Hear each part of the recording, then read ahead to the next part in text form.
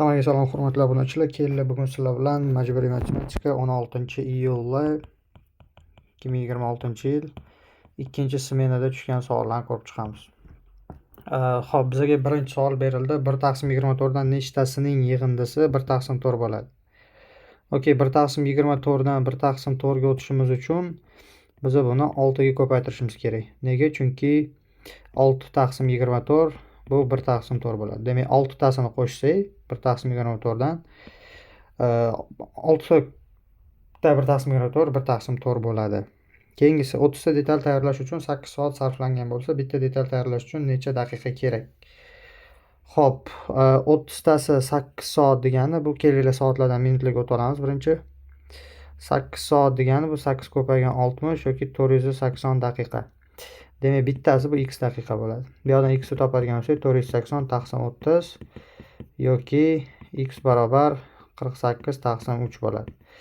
Va bu esa bizga 16 degan javob beradi. 16 Demak, bizga 16 daqiqa yetarli. Keyingisi kitob narxi 60 ming so'm, 12% ga kamaytirildi. Yangi narx qancha? Bu ham proporsiya. Kitob narxi 60 ming so'm, ya'ni 60 ming so'm, 60 ming so'm bu 100%. 12% kamaytirilsa yangi narx qancha bo'ladi? Ya'ni yangi narxi уже 88% bo'lib qoladi. Ya'ni x bu 88%. X ni topadigan bo'lsak, bu yerda 88 ko'paygan 60 ming bo'lingan 100 bo'ladi. Bu yerdan biz x ni topib oladigan bo'lsak, bizda x bu ikkitasi ketadi, 88 ko'paygan 600 bo'lib qoladi. 88 ni 600 ga ko'paytirish kerak endi. Kelinglar 88 6 ga ko'paytira olamiz. Buni ko'paytiradigan bo'lsak, bizda 8 4 52 bo'ladi. 2 ta 0 52800. Da, bor bunaqa javob, bu javob bo'ladi. Keyingisi 7 burchakli piramidaning qirralari soni nechta? 7 burchakli piramidaning qirralari sonini topish kerak bo'ladigan bo'lsa, u 7 ta qirrasi, ya'ni qirralar soni mana bunaqa bo'ladi. 7 burchakli bo'ladigan bo'lsa, bunaqa holatda bo'ladi. 1 2 3 4 5 6 7 da. 7 ta burchagi bor, demak 7 ta qirrasi bor. Bitta qirra, 2 ta, 3 ta, 4 ta, 5 ta, 6 ta, 7 ta.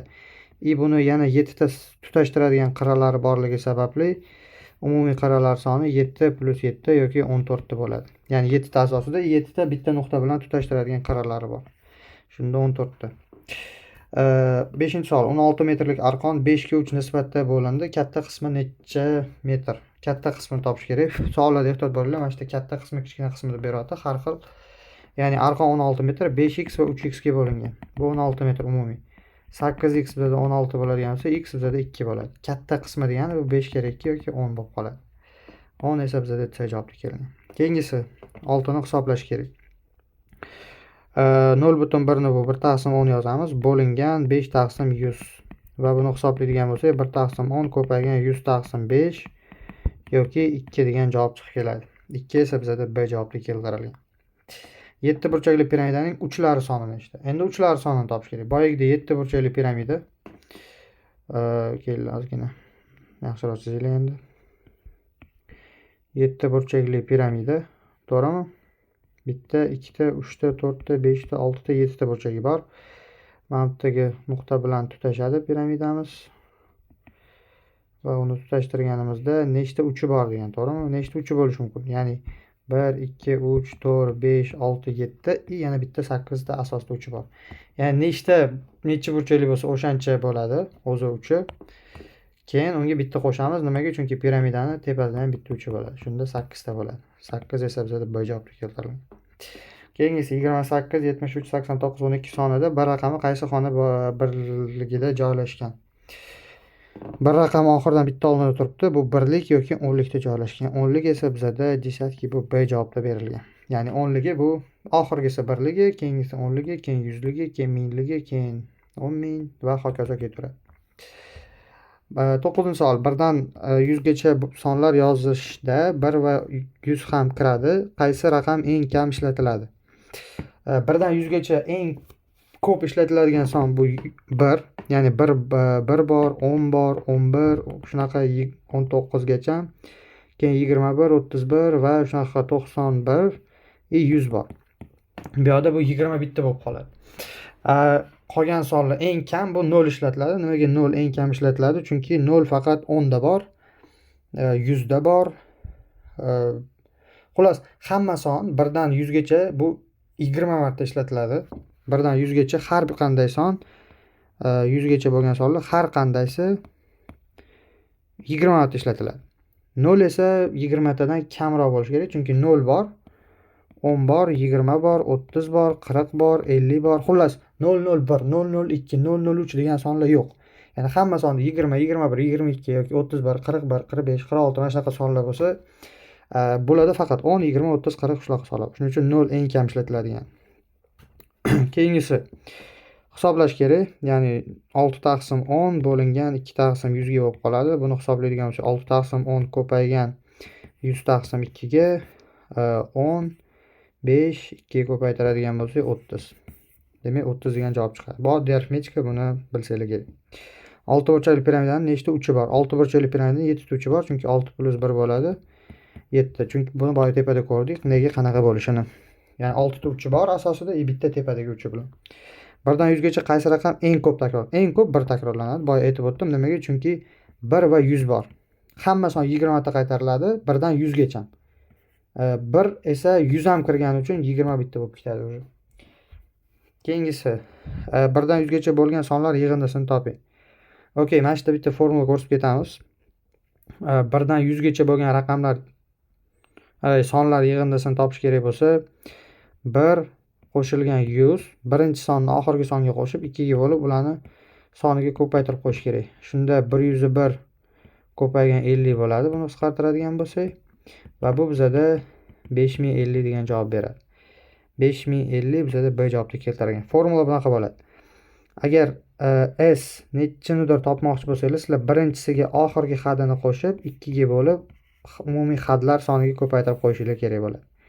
Shu sizlarda yig'indani formulasi. Yig'inda formulasi.